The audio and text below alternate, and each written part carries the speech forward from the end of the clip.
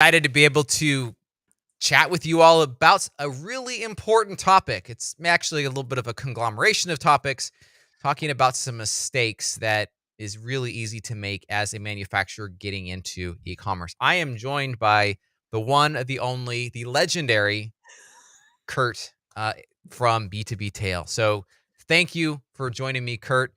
It is an absolute pleasure to have you on here.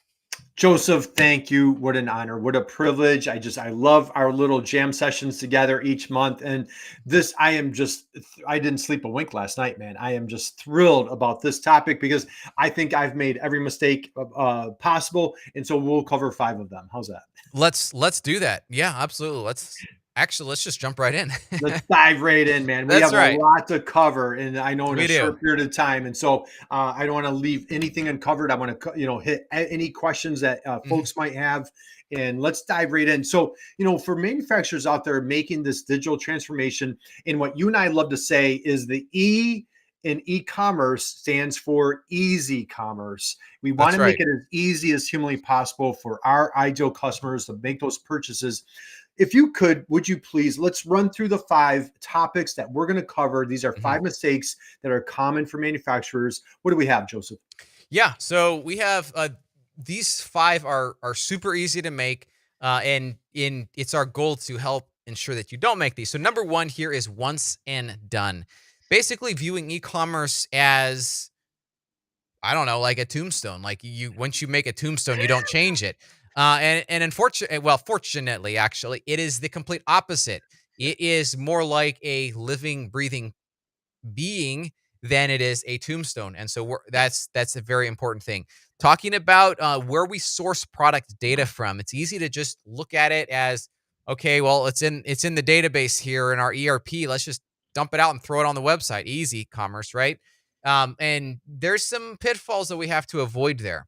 We also have relevant product details. And really, this comes down to helping your customer understand what you are selling. It's one thing to put a picture up there with a title. It's another thing to give them the information that they need to feel successful as a visitor and now a customer purchasing your products. A value proposition. I would say this is probably the most overlooked aspect of a website in almost every e-commerce website that I see, but it's critical. And then number 5 is poor customer communication. I don't think I really need to explain on that one. I think everyone knows what that is. Well, a little Captain Obvious there. So, all Yeah, right, yeah. I love these 5. And I know many manufacturers, let's dive right in. So, Sure. once and done, an analogy that I like to give is, I'm sure you've had this happen. Manufacturer gets their brand new website launch, excited, popping champagne, and all right, turn on the spigot. Where are the orders, right? Or, what does that look like? So, the once and done, it's kind of a gym membership. If I just go to the gym once and I don't see any results, I'm like, whose fault is that? So let's dive into the once and done. I think you've got a great analogy here. What are we Yeah. talking about? Yeah. So let's go to the next. Thank you. This is perfect. I am guessing every person in our audience recognizes this picture here. It is the picture of the Windows XP background, desktop background. I vividly remember this, having spent I don't know how many years of my life operating computers with this desktop background. And if you think about in those dark ages of computing, although we just recently exited those for some companies, thanks to the end of life, what ended up happening was Microsoft built this product, Windows XP, and they hyped it up. They're super excited about it. But then they developed it, they got it all ready, they tested it, and now they had to make the massive investment of putting it on CDs, I think it was back then, maybe DVDs, and then they had to ship it out. Now, once that image was committed to that CD or that DVD, similar to that Tombstone example, there was no changing it. It became an absolute nightmare if, oh crap, we got a bug in the software. What are we going to do about it now? Nightmare. And that's where obviously they started coming up with the internet updating so they could start changing this. And now, like, nobody's heard of a DVD for installing a new operating system anymore. So times have changed. But here's the thing.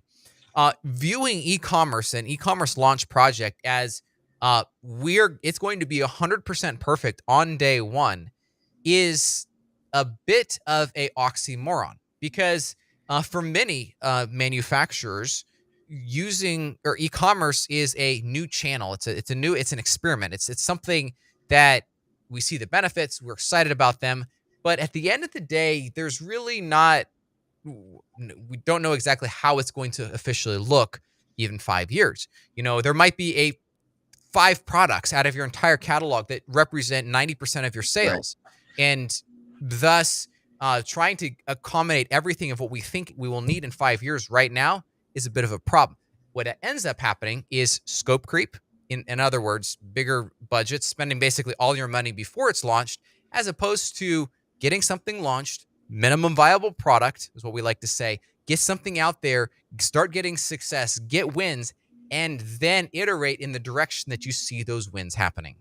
Yeah, I love it. So, big. I love the analogy. Brought us back in time. Little history lesson there. Let's keep it moving forward. We have a ton to cover. What's another culprit here that we wanted to cover? Yeah, so tackling too much before the launch. This is where the scope creep this starts coming in. So we need our ERP integration to be perfect. We need XYZ configurators done before launch. Pick Mhm. it could be a myriad of different things, but trying to bundle those in before the launch just to ensure this perfect customer journey uh, is is kind of ignoring the fact that e-commerce represents a huge step ahead already for your visitors. So basically, I've referenced this here before, the 80-20 rule. I'm a huge proponent of it. You can get 80% of the value with 20% of the work. And so if we take that same analogy and apply it here, if we do get that 80% of value with 20% of the work, forgetting or well, being okay with that last 20% of value for our customers, but that represents 80% of the effort. So keeping that in mind it's generally a good rule across the board, but that is a big help to give us budget and something that can actually work. We can then work with the website later. Can you move to the next slide?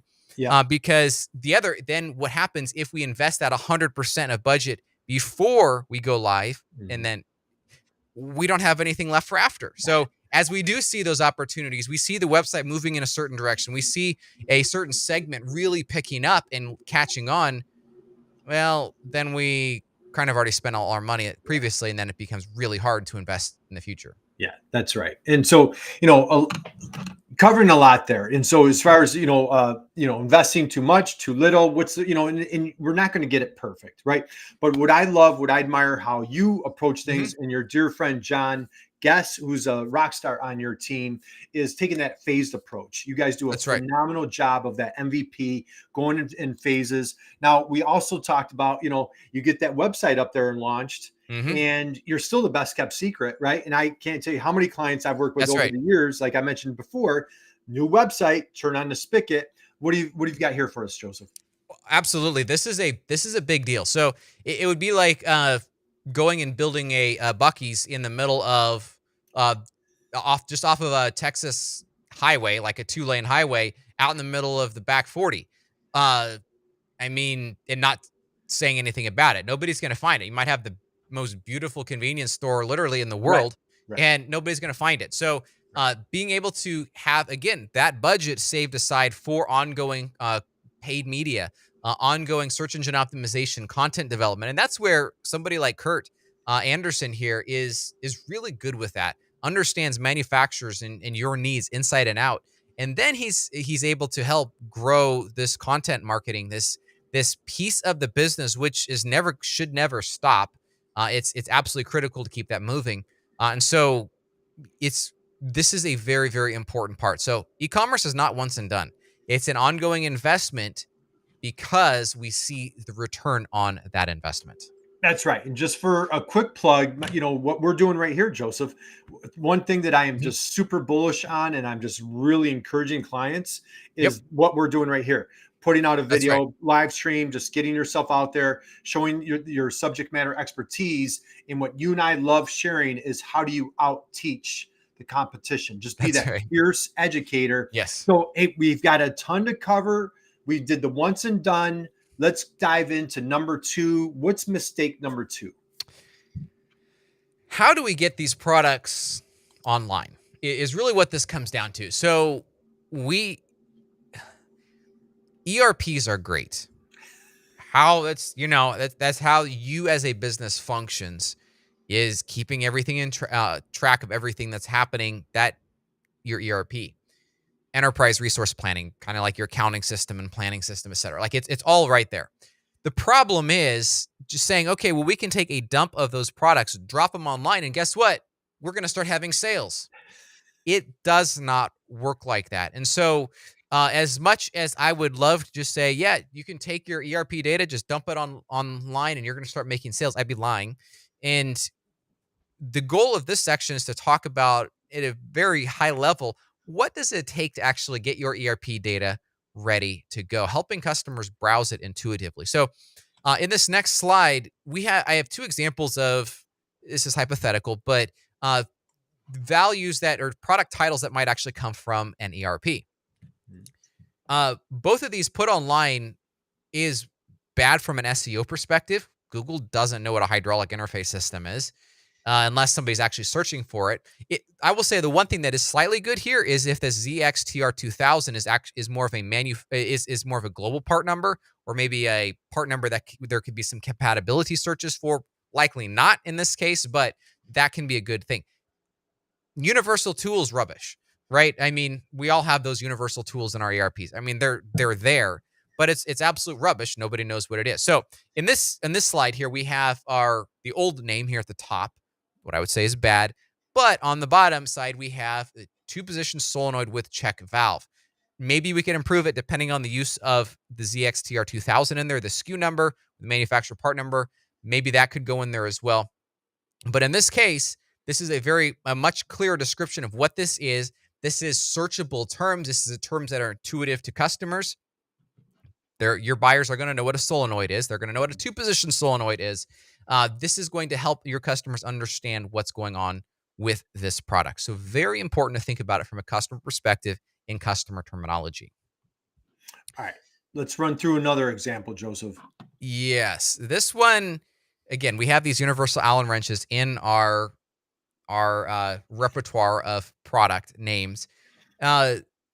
Instead of just saying this, what about putting saying the size of it? What about putting the compatibility types in there? Now, depending on how far you want to go, maybe down the road, you can pull out that for all XYZ machines, whatever machines it is, and put it into a list on the actual product page of what machines this is compatible with. That's probably an improvement, but this right here is not bad. It is a significant improvement over Universal Allen wrench. All right, perfect. Let's keep the party rolling. Another thing, and this is a big difference between ERPs and what your customers want to see. Imagine going to a category page meaning you have all your products listed. Let's say the category title is red paint, for lack of a better title, and you have all of these part numbers in here. So one is red 1832 paint 5 ounce, or 1 gallon, or the 172 paint. It's very hard to tell as a consumer or a buyer why or what's the difference between these products, whether you want a 5 ounce or 1 gallon. In your ERP, it makes perfect sense, right? You have a 5 ounce bottle on the shelf. You have a 1 gallon can on the shelf. Like, that's no problem. That's how you internally work, but that's not how your customers want to browse your website. What your customers are likely wanting to see is on this next slide here. Let's say, if I can throw my name in there, Maxwell Best Coat Powder Coat Paint. So that's our registered trademark name on this. It's searchable. People will see it based off of that. Now we have 2 drop downs here. We have the size. Do you want 5 ounces or 1 gallon? Or do you want the color, red 173 or whatever the other one was? This is very easy. In fact, then you can also have color swatches in here. You can put additional information about why you'd want to purchase a 5 ounce versus a 1 gallon container. The price automatically updates. Here we have a link that says log in to see your price. This is a rough mock-up. But the idea is as we can group these products into one, those 4 products end up taking one product's real estate on this paint category page. So we might have best coat powder coat paint, next level powder coat paint, whatever your other options are. All of those take up much less real estate on the category page, leading to, so we can avoid decision paralysis helping customers get to a next level of their decision. They don't need to make that decision on the category page. They can make it here on the product page. Yeah, that's fantastic. So, breaking it down and again, it's really difficult to do. What you could, have a customer come in, buy them a cup of coffee, buy them lunch, That's sit right. them down, get on, if they're at a distance, put them on Zoom and just Mhm. watch how they purchase. I had my e-commerce business 100 years ago. If somebody's spouse or family members came into our office, we'd sit them down and be like, stand over their shoulder, like, hey, try to buy this. And so, where are their That's right. barriers? Where are the That's right. road bumps? So we want to make it again easy. In e-commerce stands for easy commerce. What do we Mhm. have here, Joseph? Yeah. So in this situation, again, from an ERP perspective, we often think of how customers. Well, we often think about products as relation to their category. So, is this paint? Is this processing? Whatever. Like, there's a whole bunch of different categories that we would apply to it. It's usually by product type. Now, customers might browse according to product type, which is great. However, they also are likely to think about it more in relation to the application of this. And so you should consider having or accounting for at least pages by how this is going to be used. So if it's going to be powder coat, whether this is going to be car parts or or hard exposure, like, to the Mhm. elements, that sort of thing. Like, there's whatever area that you're going to be utilizing for this, how are people going to want to use these products?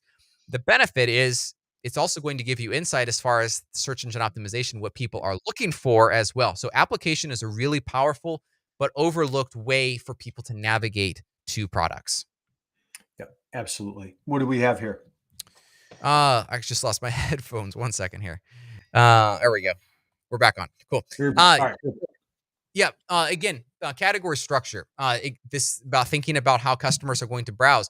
Are they going to have to go 5 levels deep in this hierarchy to get to this product, or uh, on the other hand, maybe it's just one category and there's 1,000 products in there, and how are they going to be able to click through and find those products? It's a balancing act, and so you're never going to get it perfectly right, and that's kind of a key point I'm trying to show here is on websites are a living, breathing thing. You're going to get customer feedback. Hey, there's too many products in this category. I cannot find what I'm looking for. Okay, great. Well, how are we going to split this up? You might have too many categories from the get go. Well, let's start merging some of those together. Find out that sweet spot for customers. Yeah, I love that. And again, back in my e-commerce, when I had my e-commerce company, every time our running joke was, how can we get the phone not to ring, and how can we get the email not to ding? Meaning, That's every right. time there was a question, we'd stop and say, okay, why did they ask that? What information did Mhm. we not provide? If That's right. somebody sends you an email, that's an opportunity. Call a timeout and look at it, because if they had a question, think of how many people had the same You're right. question, but then send in the email. So again, I love the direction you're going here. We have much more to cover. Let's dive in. We're hitting mistake number 3, missing relevant product details. Joseph, curious minds would love to know, what are we talking about? This is a big one. And it dovetails into the last one here. If we think about the ERP as our data source, and it Mhm. kind of is the foundation for what information we're going to put on the website. The question is, how much are we going to massage the data once it comes out of the ERP? Uh, and Curt, your segment there, what you just said, dovetails in so nicely because the way I see it is every time a customer has to pick up the phone to call you, there's probably 10 others that didn't feel like picking up the phone and they move on to another competitor. Mhm. The goal is to give your customer every bit of information that they need in order to be able to make their purchasing decision. If they don't have this information or if it's overwhelming, again, it's this balancing act. You can put too much information. You could literally copy the contents of your MSDS, put that on your product page, and then customers like, I can't find anything on here. Yeah. Or you don't even have an MSDS on your product page. Mhm. Okay, well, either one of those is a problem. And so providing customers with this relevant information, a good product description, good information about it is absolutely critical. The other thing to not forget is search engines also use this information. So this is not like we're just helping our customers out. That's great. We need to help our customers out. This is also helping yourself out, getting yourself higher in these search rankings by helping search engines get what they also need to provide to find this information. Yeah, I totally agree. And with that said, it's a global market that we're Mhm. in. And so another tagline I love to share when we do these little jam sessions together.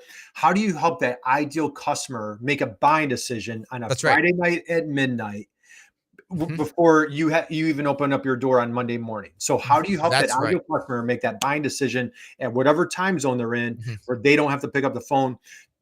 Joseph, let's go here. What do we have? Understanding who is using your website is really important.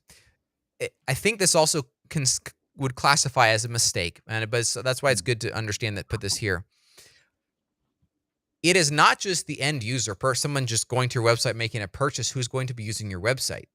There are some very important other groups of people who are going to be on your website. For example, architects and engineers. They're looking for technical information. Again, that's where this MSDS, the CAD drawings, even installation instructions. If we think about after this product has been purchased and is being utilized, they're going to come back to your website and view this as the hub for all things about this product. Architects and engineers are very important because as they find your website easy to use, as they get the information that they need, well, then they might be recommending your products are put into this new project or this new building that is going in. They're going to be recommending that, and that's really important. End users, easy. They're going to want specific information like pricing, and they're going to maybe some details about uh, how it's used, etc. They're usually not as technical. Maybe you have dealers. Uh, Dealers are also similar to your internal customer service teams or your sales team. They're going to need a place to get some of this information. So double down, utilize this product page to present everything necessary. Then there's that side component of search engines as well. So these are a few of the key elements that should be found on your product page. Is there manufacturer part number? Is there other part numbers that maybe this is an equipped part that you're building that's a replacement part for this other part number? Include all of that on there. Google will see it and will pick it up. The data, safety data sheets, CAD drawing, installation, applicate anything that you can put on there that's going to be relevant to other markets or to help other people find this product. That's absolutely critical. Yeah, I couldn't encourage that more. I couldn't love what you just said more. I think that's phenomenal. Again, just providing all that helpful information. And one thing that I want to hit before we move on is speaking to that ideal customer, because if it's purchasing Paul or purchasing Patty, maybe they just need higher level information. They're not the Mhm. architect, the engineer, the deep dive. That's right. Maybe they just have from the engineer, hey, just go buy this product.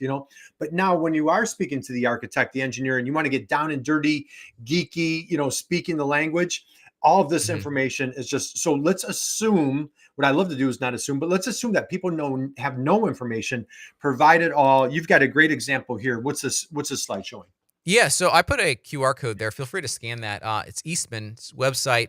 I'll be honest, Eastman's website is not going to win any design awards, but because it doesn't have to. In these type of environments, people are not overly concerned about how beautiful a website is, how well formatted it is. They're worried about functionality, and that's what Eastman does so well in providing here. You can see the safety data sheet.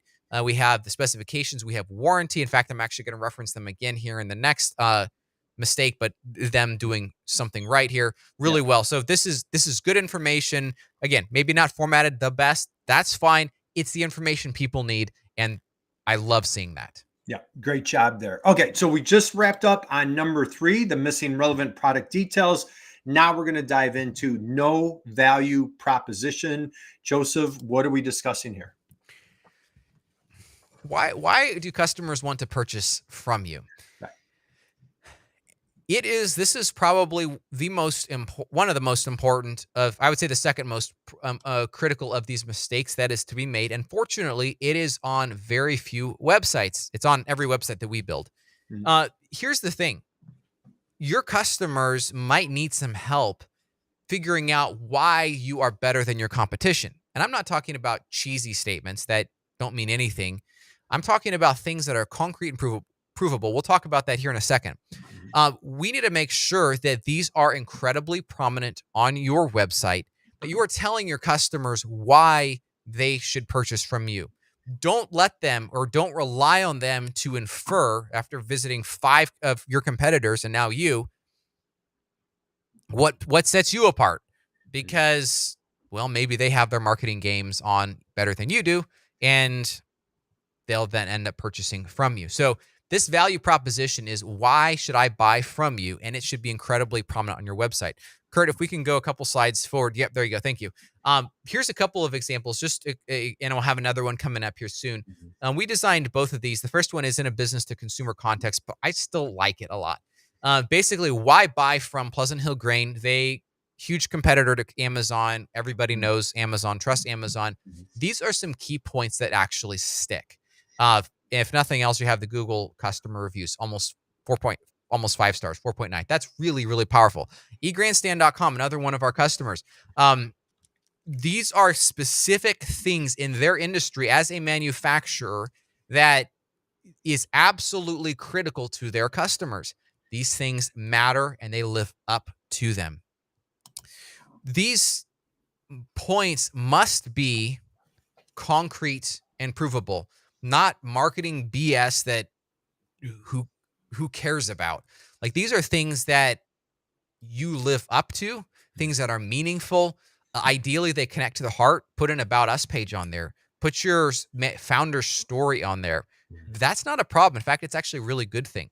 Keep it short and sweet. You saw the grandstand and the Pleasant Hill Grain examples. Like, those are uh, a couple of words, 3, 4, 5 words maximum, short and sweet and meaningful. The other thing is, it doesn't have to be unique to you. So I think a very powerful value proposition is made in the USA. Mhm. Yeah, there's a whole bunch of other manufacturers here in the USA, but you're setting yourself apart from the foreign competition in that way. Back to Eastman here. So this is their product page. And again, I'll be honest, from a user experience perspective, there's probably some things that can be done to improve this. However, I absolutely love it from a functionality perspective. Could you jump to the next slide here, Curt? Because this is their value proposition and it's disguised. You wouldn't necessarily see it as a value proposition, but it is. First, it says questions, talk to an expert. A link to their phone number. So you literally click it and it calls them to talk through this bright signal red, this paint, if you have any needs there. We have a warranty that's included on this and 100% satisfaction guarantee with lifetime tech support. That is a very powerful Yeah. value proposition right there that they're willing to put on their product pages. Yeah. So yours might not look exactly like this. You might not have a satisfaction guarantee or be in a space that you actually can provide something like that. That's okay. There is plenty of other opportunities for this type of verbiage on there. And again, that's something that Curt is really, really good with, being able to help you figure that out. Well, since 1978, this is phenomenal. And just kind of recap a couple of things here, Joseph. We're Mhm. talking about, having that street cred, That's right. creating social proof. You've That's showed right. reviews, 100% satisfaction since 1978. That is just powerful. That's a powerful statement right there. There's a great line that I love to share, and I shamelessly borrowed this, stole this, facts tell, Mhm. stories sell. And That's so, right. you've talked about, as we're going through these mistakes, like, share that story, share this proof, share since 1978. There's this, I have a client that's doing live streaming and he's in the apparel business. And he talks about, what's your brand promise and how do you just Mhm. live, eat, drink, and breathe and sleep by that? Couldn't love that more. That slides right into number 5. We're going to talk about poor customer communication. What do we have here, Joseph? Not connecting with the customer is a big problem. So they're going to have questions. They're going to need support. Obviously, we just spent the last 2 mistakes, if you will, talking about what we can do to actually 3 technically to avoid those conversations, but they're still going to be inevitable. Somebody's going to miss something somewhere. How can we ensure that we are providing good service to them through this? So, in other words, how do I, as a customer, ask you a question? Is your phone number easily accessible? And we have there's 3 primary ways to do this. Live chat, I absolutely love live chat. It speaks directly to the younger generations as they're coming into being buyers at or these organizations. Yep. They are expecting these type of digital tools. Phone is never going to go away. Email, if you can even provide faces and an email address, that provides that personal connection. People, I'm not just emailing this, I don't know, black box. I'm emailing a person with a title I understand, a face I see, and I'm going to ask them a question about this problem I'm having or whatever. Yeah, I couldn't love this more. We had on our live show, Manufacturing E-commerce Success. We just had a gentleman who's just a fierce advocate for U.S. manufacturers. He offers a live chat solution, Mm, incredibly powerful. He showed us all sorts of demos on how sales and conversions have gone up through the roof for yep. clients by utilizing live chat. And we actually just booked a guest coming up on actually text message marketing, which Mm, I'm like, boy, our manufacturers going there. Well, as you just said, as young, this new generation is just, coming into the workforce, we've got to communicate where our customer is at. That's that's right. what's critical here. So, That's right. okay, Joseph, as we're going to wind down, and how about a quick recap on the 5 mistakes that you commonly see? What do we have?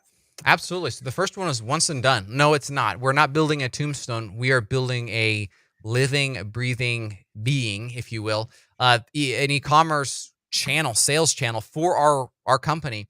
And in this type of a situation, we need to reserve budget. We need to reserve mind space for being able to view it as a minimum viable product that's going to start growing wings and start developing and growing on its own, but as we continue to feed it.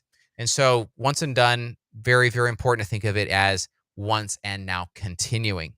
Internal focus products. So, where are we getting this information from? Our ERP, great. Well, what does the ERP data look like? Is it something that is it in a format that customers want to browse, or is it still very raw, very usable for our internal needs, but very unusable, typically speaking, for our customers' needs? Number three is relevant product details. Again, customer at midnight on a Friday night, are they going to have what they need to answer this question? Maybe they're an emergency, their production line's down. They are trying to figure out how they can get this problem solved as quickly as possible. They come across your website. Are they going to see all the specifications, all the information that they need to say, yes, this product is a good compatibility that we can immediately swap in, place an order, and it's going to be on their doorstep next Wednesday because you have such an efficient production line to be able to get that out the door. Number four is our value proposition. Again, as your customer is comparing you against 4 or 5 other companies, what stands out? Are you telling them up front why they should be purchasing from you? Then number five, tying it all together, having that really, really good customer communication. I love it. So, all right, as we wind down, first off, hey, how about a big round of applause for my friend Joseph at Swift Otter? So, Joseph, phenomenal information. We have a QR code here. Folks, how can folks find you, reach out to you? Obviously, we're here live on your channel. What's the Yep. best way to connect with the folks at Swift Otter? We're on here on LinkedIn. LinkedIn, and actually, I was going to put our LinkedIn links on here, and I got sidetracked. So, both to you and me. So, yeah, make sure to also follow Curt Anderson, B2B Tail. He's a huge advocate for U.S. manufacturing. Absolutely love to see the work that he's doing there, helping support, helping boost their sales, which is absolutely critical. It's the foundation for any business is sales. So that's really important. So yeah, That's right. Our manufacturers are the heroes of our economy. they It's an are. honor and privilege just to be in this space. Joseph, any parting thoughts, words of wisdom that you want to share as we close out? Thanks for joining. It's been an absolute pleasure having you on. Thank you, Curt, for being here and sharing your thoughts and wisdom as well. Absolutely. Guys, have